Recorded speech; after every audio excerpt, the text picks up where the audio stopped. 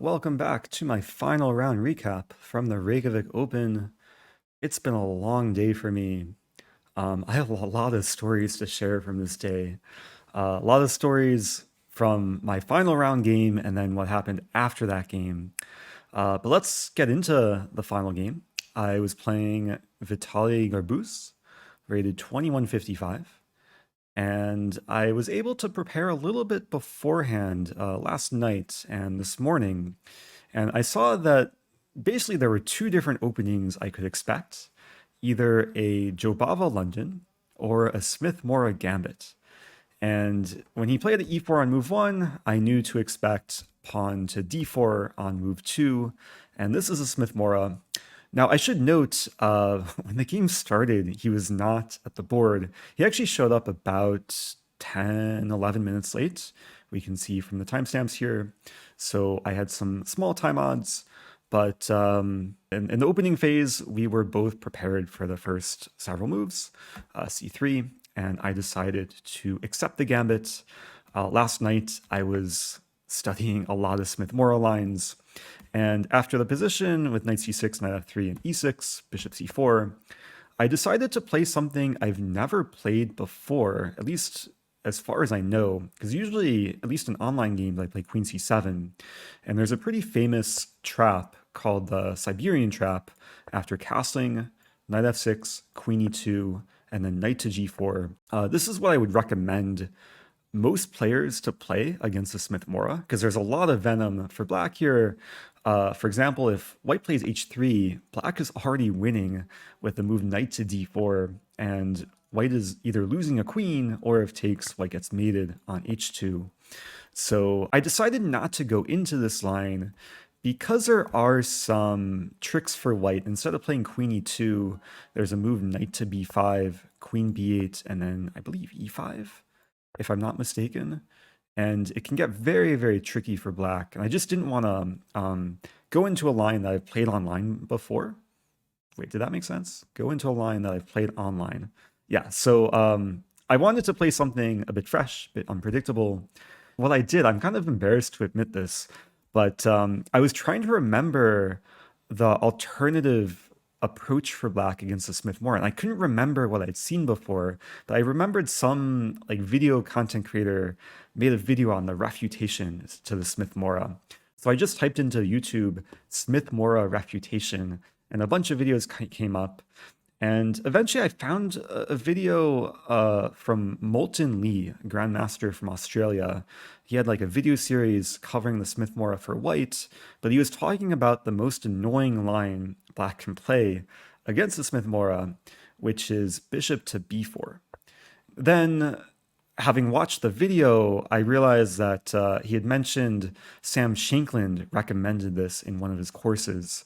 And then the memory came back. I had seen this initially from some Sam Shankland. It was like one of the free Chessable previews. And I decided to just learn all the lines last night. Except I didn't learn all the lines, as we're going to see, because my opponent surprised me pretty early on. After castling, I played knight e7. And in this position, I was prepared for basically three different moves. I was prepared for the main line queen c2, which Moulton recommends in his YouTube video. I was also prepared for queen e2, which is the most common move. And I was also prepared for knight to d5. And one extra thing I did in preparation for this game was I was referencing all of Mark Esserman's games, because he's the world's leading expert on the Smith Morra. And I saw that he usually plays queen c2, but in some games he's played knight d5. But my opponent here played a move which I just didn't come across before the game, knight to b5, and I was already out of my home prep. But I knew the computer valuation that like in the main lines it gives about minus 0.3 for black. So I knew that this shouldn't be the best move, but it's still really, really tricky. And the idea of knight b5, white is targeting the d6 square, and if I allow knight d6 and have to trade off, then the queen can come in. And the move that I played in the game, let me actually hide notation here. Move that I played was pawn to d5. And I took some time before playing this. I was really close to playing knight to g6 and just allowing the trade like takes, and queen e7 was my main alternative. But pawn d5 looked like the more aggressive approach. But from here, it gets really, really crazy because my opponent doesn't take and doesn't move the bishop, but rather counterattacks with bishop f4. And now there's ideas of knight c7. And yeah, from here, things get really, really messy. I castle. And then my opponent goes into c7 with a knight, hitting the rook. And instead of moving the rook, I decide to play knight g6, counterattacking the bishop. So now both bishops are hanging for white, and the knight is seemingly also a target, but it's still really complicated because after bishop to g3, my rook is still hanging, and I didn't want to move it, which gives time for white to take the pawn on d5. So I decided to take the bishop on c4, and I had calculated most of this when I played knight g6, so I played pawn takes c4 relatively quickly, and after takes, my opponent goes up material. White now has a rook for bishop and pawn. But the reason why I went into this line is because of my next move. When I considered my next move from a distance, I realized that, okay, I can probably be applying some nice pressure against white's position as a move pawn to f5. And this is a really nice move because it aims to question the bishop on g3. And for the time being, there's not a great square for the bishop to go to. If all these squares covered, bishop c7 would take away the only square for the knight. And I have all these ideas of eventually trapping the knight. If I can get an f4 and then bishop d7, or even bishop a5 first and then bishop d7. So I thought there's very good compensation for being down a little bit of material. And I thought in many cases I win material back. So here my opponent took a pretty long think and played pawn takes f5. And now the crazy thing, and this was very surprising to me during the game, my opponent took about 20 minutes, if we see from the timestamps. He went from 57 minutes to 38 minutes, maybe just below 39 minutes. And after I took back, he took another really, really long think. I think he thought for over half hour before playing pawn a3. Yeah, between two moves, he went from 57 minutes to 2 minutes. This was just a shock to me because I knew white's position is a bit difficult, but I didn't think it calls for spending all the time. I thought it's still really complicated. And white had other options, I should note. Like bishop c7 was a candidate move. There was rook to d1, h4. So perhaps there's a lot of things to consider for white. But after my opponent got down to below 3 minutes and played pawn a3, I felt like I'm in very good shape because I still have 56 minutes on the clock, and it seems like white still has a lot of issues to solve with a knight in the corner and f4 on the horizon. And I pretty quickly here played bishop to e7 because I had all the time to think on my opponent's time too. And the idea is to just put the bishop on f6 and then have a nice diagonal for it, target the b2 pawn, which is potentially weak. And from here, bishop c7 was played, which looks really ugly and maybe a little bit desperate. But it turned out that it's still very tricky for me. And psychologically, it was actually difficult for me to approach this position because, of course, I want to find the best moves. But it's hard that knowing that every move is going to come pretty much instantly, given my opponent has less than 90 seconds on the clock. So I played the most natural move here, rook to e8. I did check briefly with the engine after the game. Engine said rook f8 is better for some like nuanced reason, but rook e8 seemed the most logical to me. And after rook e1, king f7, basically defending my rook so my bishop is no longer pinned. I still want to play bishop f6. And then my opponent plays knight e5 and going for some simplification. And I was trying to avoid too much simplification because I didn't want to get to a position that's easier to play with my opponent's time situation, but I had to take. And after takes, I decided to take, and then play bishop to f6. And we're trading a lot, but I figured that the knight is still stuck. I have initiative. The pawn is attacked on b2. White has to make a choice here. My opponent took. I took. And when I saw this position from a distance, I thought it should be a pretty easy win. Maybe not super easy, but it should be a technical win because I thought there's no way the knight can escape. But I had missed my opponent's resource here, rook to c1, and I'm not quite in time to defend the pawn. Like, the two moves I have to defend my c-pawn are bishop e6 and b5, and both of those run into a fork with knight c7, and then I would be losing. So from here, I had to figure out how to deal with the rook attacking my pawn. And the move I initially wanted to play was pawn c3, which is probably the best move. The reason why I didn't play this was because knight c7, and then my king has to move, and then the knight can come back. And then if I take the pawn, rook b1, and I had a hard time assessing this position, because it seems like in many cases, the knight will just come and win the pawn on b2, and then I'm down the exchange and the knight's escaped. So I wanted to keep the knight trapped, and I went for not c3, but king d7 first, giving away my c-pawn, but then having bishop to e5, preventing knight c7, also preventing rook c7, and I'm still trying to eventually do something like b5 and bishop b7 and win the knight. And it's a very tricky position to understand, and I haven't had much time to like analyze this with Engine, so it's possible white is somehow like surviving and maybe even better here. But with low time on the clock, my opponent played rook to c5, trying to possibly win my f-pawn. I move back to f6, and then it's a situation where white could take the f-pawn, but then the rook gets misplaced, and I would have king c6 and b6 to come, and maybe in some cases I can win b2. So instead of taking the f-pawn, my opponent plays rook a5, going after my a-pawn. And this is actually another move I missed, but it's very logical because I either have to allow white to win the a-pawn, or I have to play a6, which allows the knight to escape and then fork, and then white should be winning this.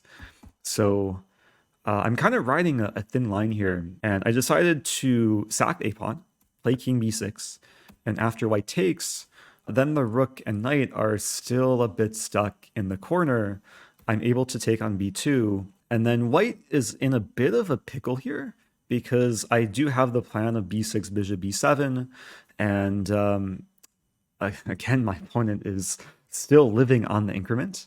He decided to play pawn to a4, and then I took a bit of a think here trying to calculate the forcing lines, and ultimately I found a line to win the knight by force, but the resulting endgame turned out to be like still very, very tricky. So the line I ended up playing was bishop e5, forcing rook a5, played pawn b6, essentially forcing rook b5.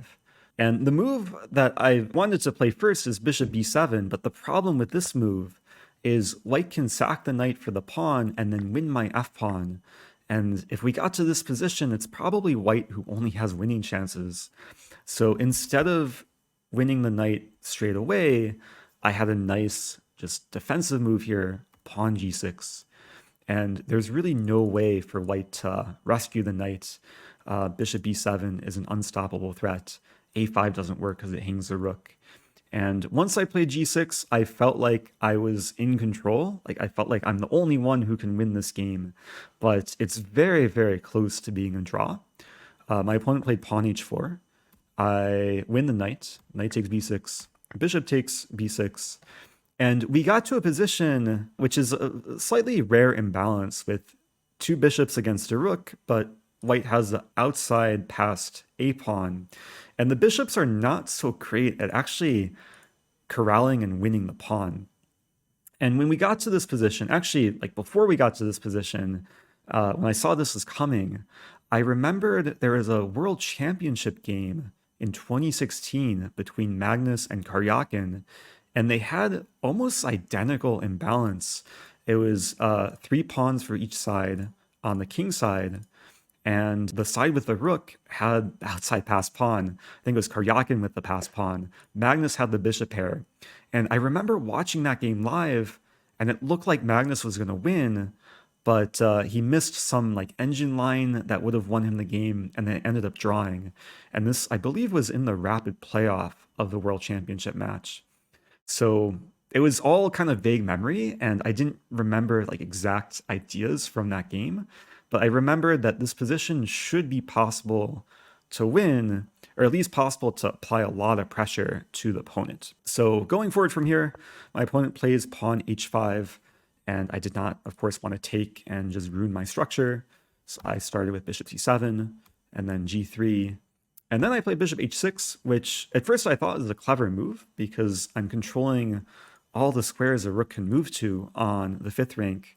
And I was expecting my opponent to just move back and give me the option then of taking the pawn, where I would have 3-on-2 on the king side. But then my opponent played a move which I kind of forgot about, is he took the pawn on g6 and then said, "Oh no, my rook." And of course, I didn't want to take the rook because if I do, there's takes, and g7, and white is winning. So yeah, I didn't want to take the poison. And instead of taking the rook, I had to take the pawn. And now it's 2-on-2 on the king side. And the rook still has to move. He moved to b4. And from here, I was able to play very low-risk chess and just try and optimize my pieces, because my bishops are definitely not on the best squares. And I was envisioning a setup where I get my pawn to g4 and then bishop on e4. And I thought this was the first step to making progress in the position, where if I can keep all the kingside pawns defended and prevent any liquidation with f3, then I can later focus on trying to win the a-pawn. So next few moves, we're going to see black improving the pieces. I start with g5, king g2, king c5, rook moves back, and then bishop to c4. So I really want to get the bishop to the long diagonal.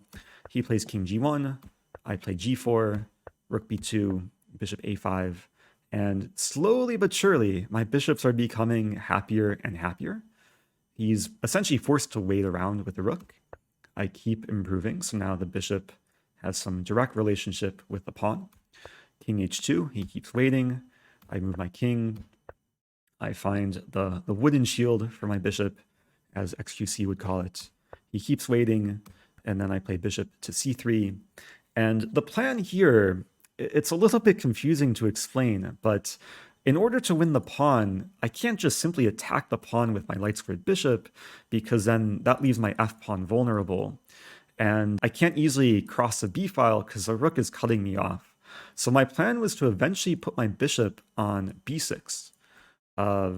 Apologies for my my tired arrows. But if I can move my bishop to b6 and then walk the king around while avoiding potential pin tactics, then I thought someday my king can get to a5 and I can win the pawn. And gradually, I was able to carry through with my plan. He was staying on the b-file. I played bishop b6, and I chased the rook away from the b-file, and then begin my king walk. Finally got to a6. Now, he was trying to cut me off from the 5th rank, so I just kick away the rook. And this position goes to show the power of the bishop pair. The bishops work so well together, controlling so many squares. Now there's no more squares on the 5th rank. Rook had to move back. I move forward with the king, and then he plays rook c8. And this is another moment where he can say, "Oh no, my pawn." And of course, if I take the pawn on a4, he plays rook c4, winning the bishop. So I still had to be careful. I played bishop to b6. And there's still tactics in the position, because if he defends the pawn with rook c4, then that walks into the fork along the diagonal. So instead of playing rook c4, he played the move rook to b8, which ties down my king to defending the bishop. So I still can't win the pawn on the next move, but I simply played bishop a7, and now the rook is attacked. He doesn't really have a great counterattack because I'm controlling these squares still with the bishop, so my other bishop can't be attacked. He moves back to b2, and I still can't take the pawn because he has rook a2. So it just goes to show how tricky the rook can be, basically alone in the endgame against the king and bishops. But finally, after I play bishop d4, he plays rook b8, then I'm able to take the pawn. And I finally won the pawn, but this is really just the beginning of my task to win the endgame. Now, I should note that he was again getting low on time. On move 40, if we can just go back to move 40, we can see he got extra time, because move 40, we each get an extra half hour. So essentially, he got the extra half hour, and then he proceeded to use it all up fighting in this endgame. And he was back, once I won the pawn, he was back below a minute, living on the increment. And it was still a question, how do I actually win this position? Because it seems like he's always going to keep f2 defended. And for the next several moves, it was a lot of maneuvering.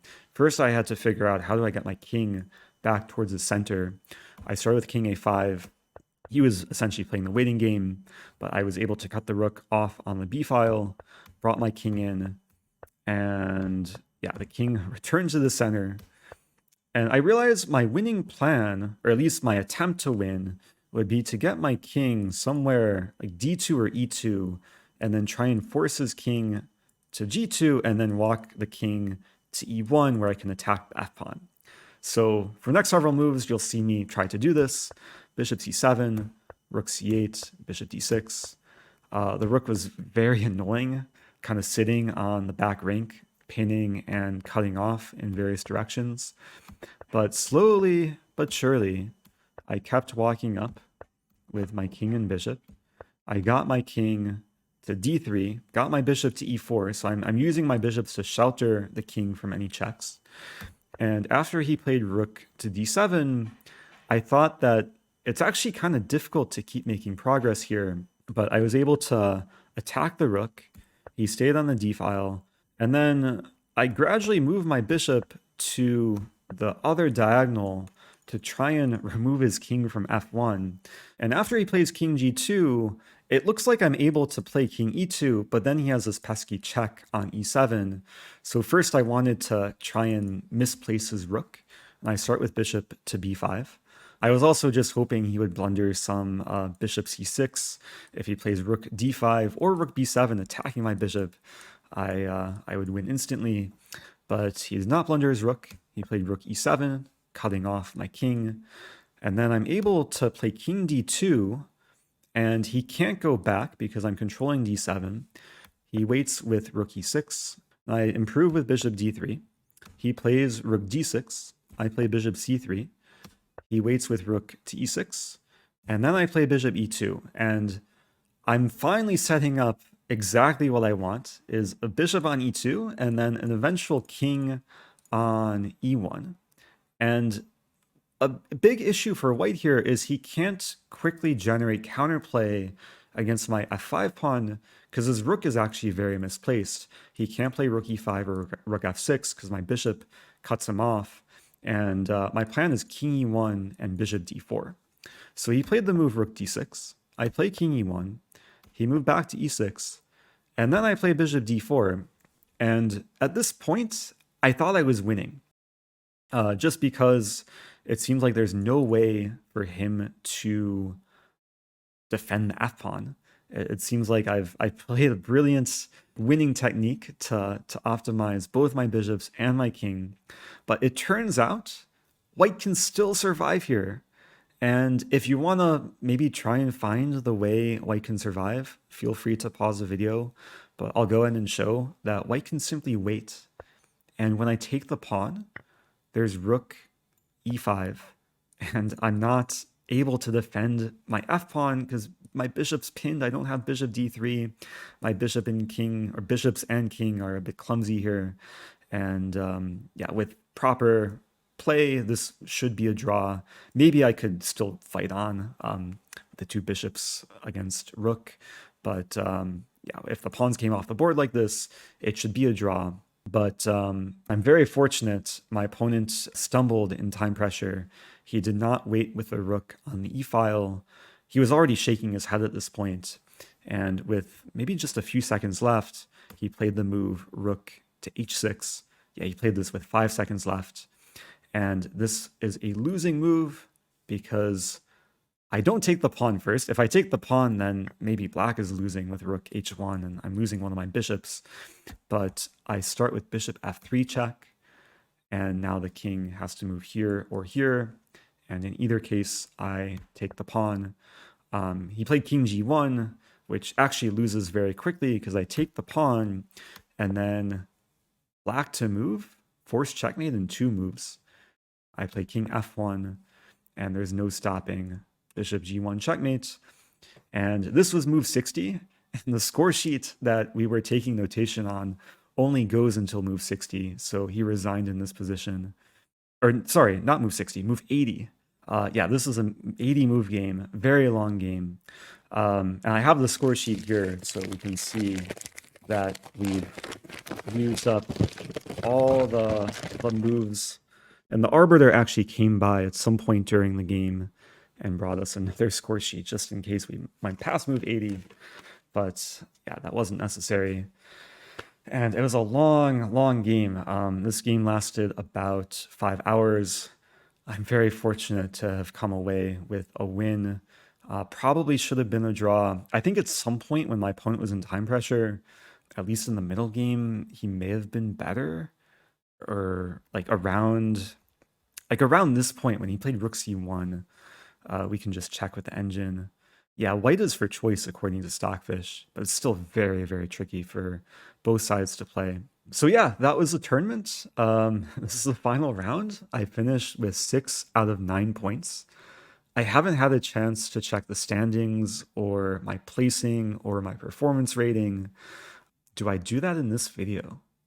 I guess I can do that in this video. I'll show a few things here. So if you go to lichess.org/broadcast, I do apologize for the layout. Just do Control F and Reykjavik. You'll find the official broadcast and we can click results here.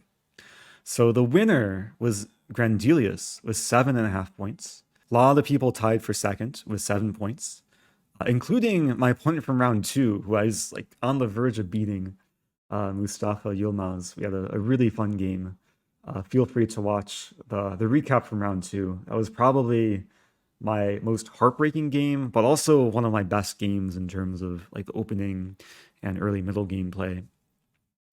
And then if we scroll down, looks like I tied for 28th place. Not sure about my tie breaks. I finished in 51st. I came in as a 61st seed. So I guess an average performance. If I click into my name, I'll see my performance rating, I think. Yeah, we can see all my results here. Looks like, yeah, I lost a bit of rating. I was upset once and also drew a couple low-rated opponents. But overall, I think I had a lot of fun and interesting games. I really hope everyone enjoyed the recaps. The last thing I'll say is that content from Iceland is not over, because right after I finished this game in round 9, I was in a rush. I had agreed to play in this Blitz tournament at the closing ceremony. It was scheduled for 4. I arrived at like 4:15, and it was broadcast on live Icelandic national TV.